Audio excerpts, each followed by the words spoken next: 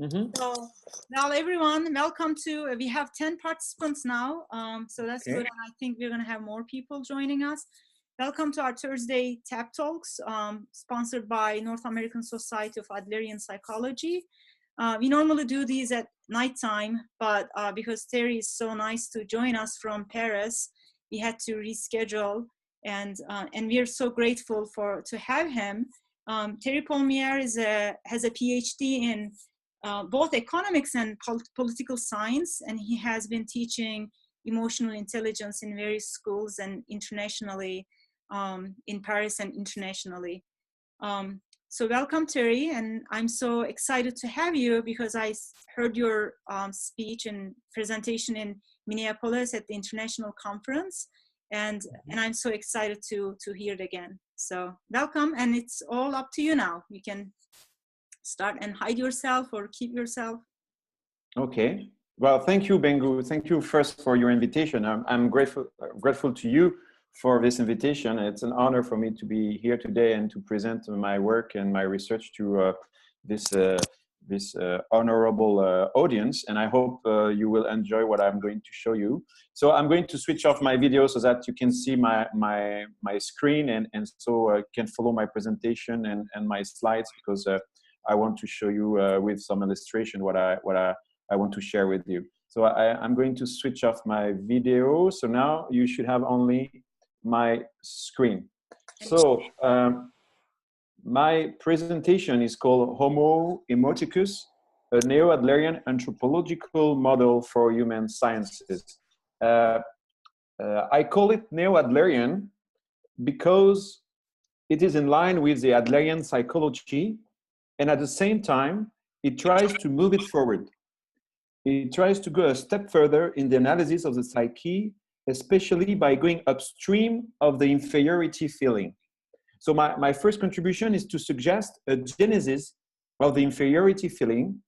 That means I don't take the inferiority feeling as a starting point in the analysis of human behavior, but I describe the genesis of the inferiority feeling by showing how it originates in some emotions and in some phenomena. Second main contribution, I suggest a way to split the inferiority feeling into 4 categories of inferiority feelings. Each of them is related to one specific emotion. Third contribution, I suggest a way to integrate into one approach the Adlerian psychology with other psychological branches, such as Frankel's logotherapy or Seligman's positive psychology.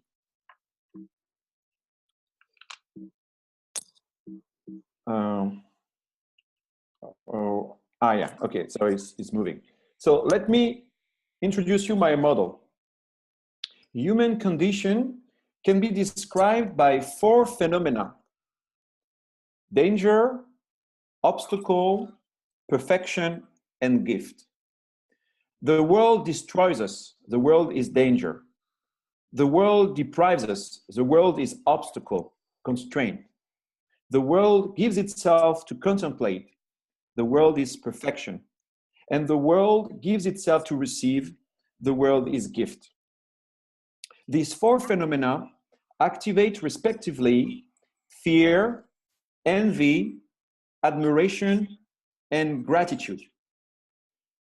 And these 4 emotions lead to 4 kinds of inferiority feelings: vulnerability and insecurity for fear, reduction and powerlessness for envy, enlargement and perfectibility for admiration, and adoption and affiliation for gratitude. These 4 inferiority feelings lead to 4 self-concerns: self-conservation, self-esteem, self-ideal, and self-giving.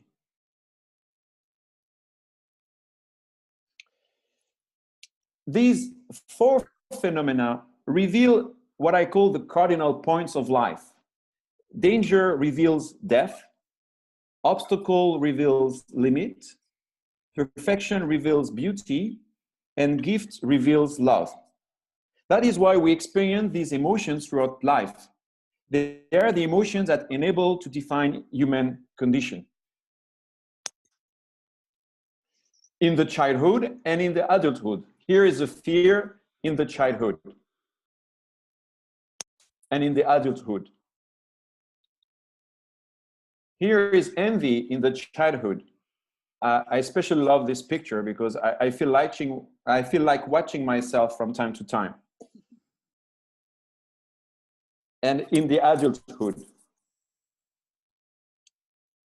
Here is admiration in the childhood, the age of admiration by excellence, because everything is new, everything is a beginning.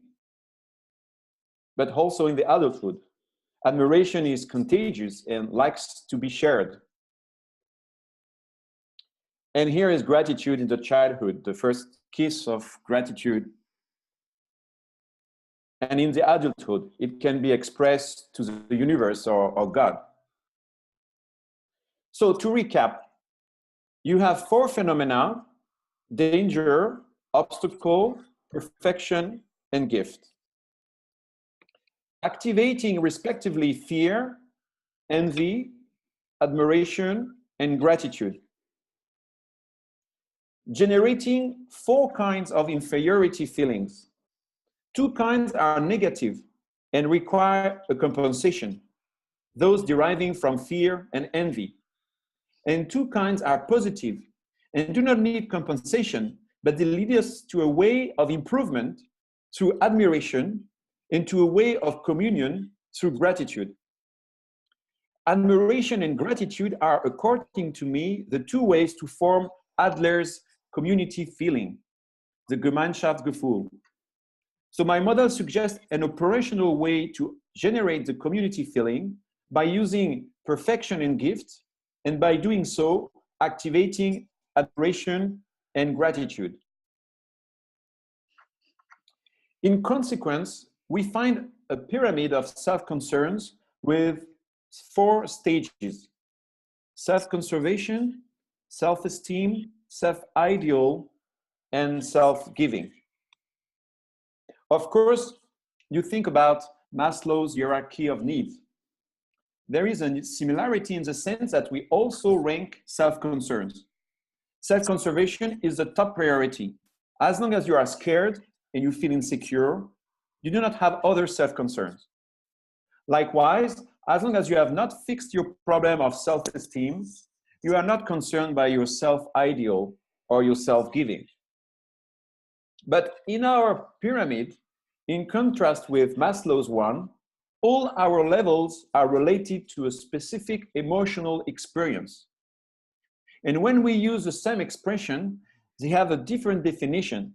For instance, the need of esteem is, in my approach, exclusively related to envy. It is not the case in Maslow's approach. So let's see now how we can explain human behavior with this model. We are going to see that for each of these 4 emotions, we can distinguish 4 main behavioral strategies, 4 main guidelines. Let us start by fear. We have first 2 strategies that we share with animals: fight and flight. This corresponds to Walter Cannon fight or flight response. But we have 2 other strategies that are specific to human beings. The third strategy, acquisition of power, is due to the fact that we do not live only in the present as animals do, but we anticipate the future and we remember the past. Consequently, we adopt a strategy of power acquisition to be able to protect ourselves.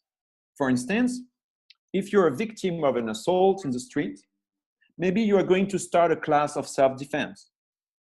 So the will to power that Adler borrows Nietzsche can be driven by fear and an insecurity feeling. Finally, we have a 4th kind of strategy, a search of a figure of attachment, ensuring a secure base. This is a contribution of John Bowlby. So when we are scared, we look for a protector figure. And actually, when we flee, we call help, help, help me. That means we look for a protector. All these four strategies follow the same final objective, security. Regarding envy, strategies look similar. You have a strategy of flight, but it is rather psychological than physical, like in fear, because the threat is psychological, not physical. Psychological flight aims to forget ourselves or reach a position of moral superiority. To do so, we can use all sorts of entertainments, drugs, alcohol, or find refuge in virtual worlds like video games or TV series, or in some activities like sports. We look for a psychological refuge where either we forget ourselves or we find a position of superiority. Here is where I put the pathological way, the way to neurosis. You can also use aggression as a means to recover your superiority feeling. And here is where I put the criminal way to compensate the inferiority complex. So for me, the inferiority feeling and the inferiority complex originates mostly in envy. Actually, numerous authors before Adler have linked envy and inferiority. Pliny the Younger said at the 1st century after Christ, "Who envies is inferior." Victor Hugo in the 19th century said, "Whoever is envious confesses being inferior." These are just two examples. Envy gives birth to a third behavioral strategy, a will to power driven by envy this time and not by fear. You want to acquire magic powers such as money, power, or glory. They are magic powers because they can remove all obstacles and make you feel superior. And finally, a fourth strategy consists of trying to find a wizard. What is a wizard? The wizard is the person that can give you what you want, what you desperately need, what you lack. You all know this fairy tale, The Wizard of Oz. It illustrates perfectly what a wizard means. The four heroes of the tale look for the Wizard of Oz because they think it can remove an obstacle for them. Dorothy wants to go back home in Kansas. The Cowardly Lion wants to get courage. The Tin Man wants to get a heart. The Scarecrow wants to get a brain. The person that can remove an obstacle for you is your wizard. He fascinates you. He mesmerizes you. When you are in admiration and gratitude, the behavioral strategies are the opposite. You do not try to flee, but to get close to the person you admire. You look for proximity. And you also look for friendship and not aggression. Admiration also stimulates your creativity. You want to contribute to improve the world, to make it more perfect. And finally, you look for a master. You look for discipleship. All these strategies share the same objective, excellence. Strategies of gratitude are similar to those of admiration. You look for proximity, but even at a deeper level, you look for intimacy. You look for even more than friendship, fraternity. You want to be more than creative, fertile, give fruit to the world. And you look for more than a master, but a parental figure. All these strategies share the same objective, communion. Then you see that we can integrate Frankl's work. The will to meaning in life of Viktor Frankl is for me related to admiration and gratitude. You find the meaning of life through objects you admire and objects you are grateful for. People who do not find the meaning of life are likely to be those who do not see the perfection and gifts in their life. We can also integrate Seligman's positive psychology by focusing on positive emotions and positive inferiority feelings, which are perfectibility feelings and affiliation feelings. But we need also to keep dealing with the negative emotions, such as fear and envy. So now let us see how to influence emotionally people. There are 6 main ways to influence people emotionally: a vision, a personal word, a demonstration of power, an act to touch their body, an act to touch their mind, or by giving them an order. You can use these 6 ways to manipulate danger or fear. You express a vision of nightmare, you give a word of threat, you demonstrate your power, your destructive power on a third person, you use physical violence or moral harassment, or you give orders that sound like injunctions. You can use these 6 ways to manipulate obstacle or envy. You express a vision of dream, you give a word of promise, you demonstrate your magic power on a third person, you give physical pleasure or moral pleasure through all sorts of vanities like award, title, flattery. You give orders then that sound like deals. You can use these 6 ways to manipulate perfection or admiration. You express a vision of beauty, you give a word of poetry, you demonstrate your initiative power, you show your skills, you show your virtues, you give orders then that sound like challenges. And you can use these 6 ways to manipulate gift or gratitude. You express a vision of communion.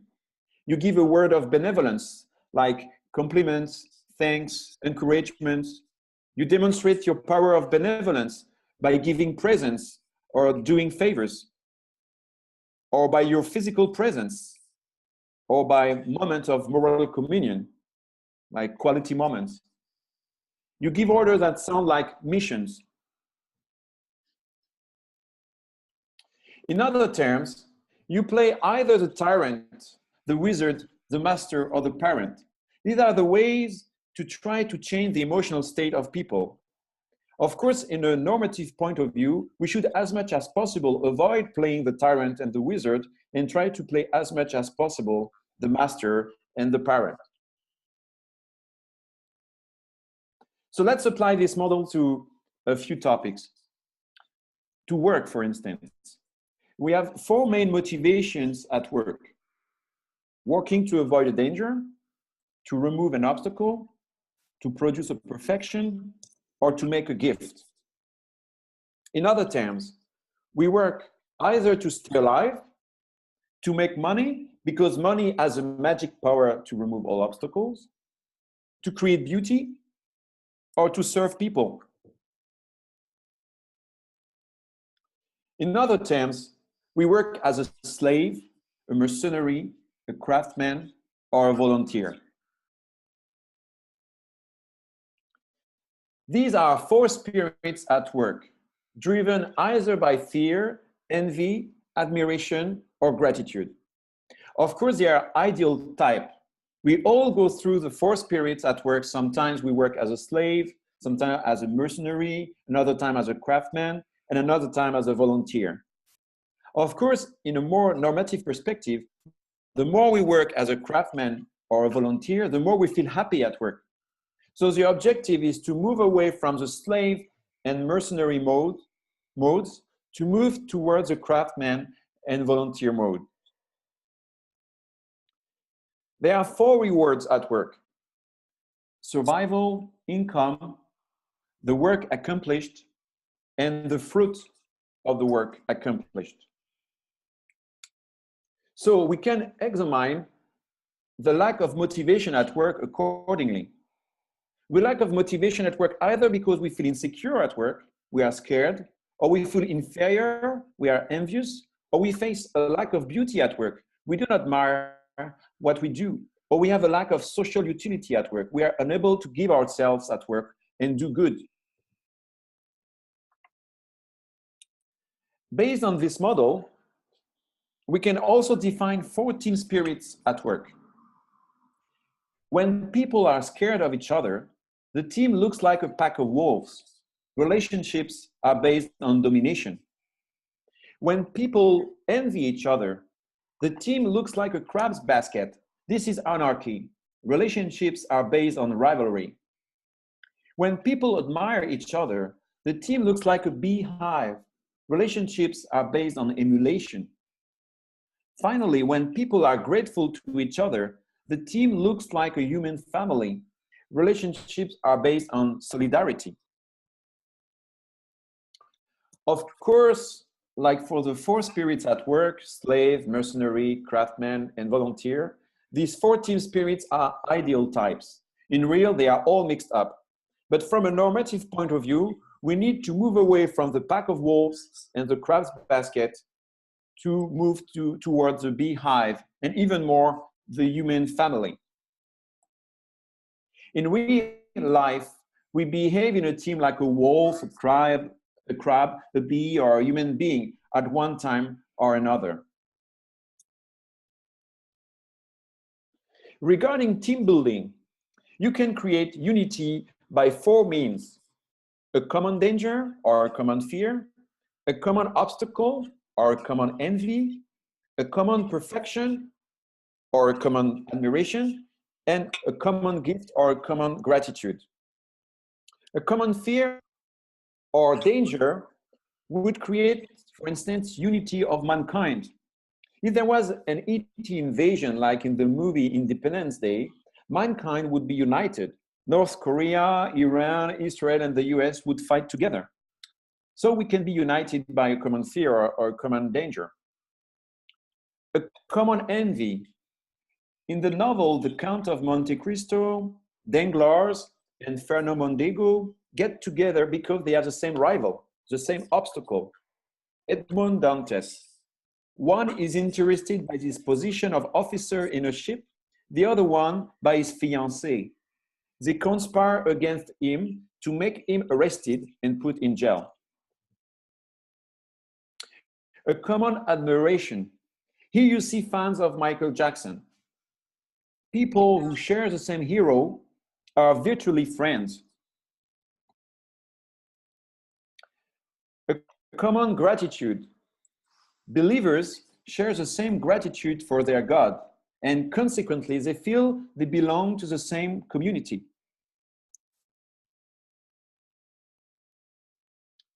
We can also try to explain why people get violent. They get violent when they are scared, so that they feel in self-defense. They get violent when they are envious. They feel in self-esteem defense. Because they feel inferior, violence gives them the impression to be superior. People also get violent to protect beauty or to protect people they admire, their heroes, so by admiration. And finally, people get violent to protect people who represent gifts in their life. In other terms, by gratitude.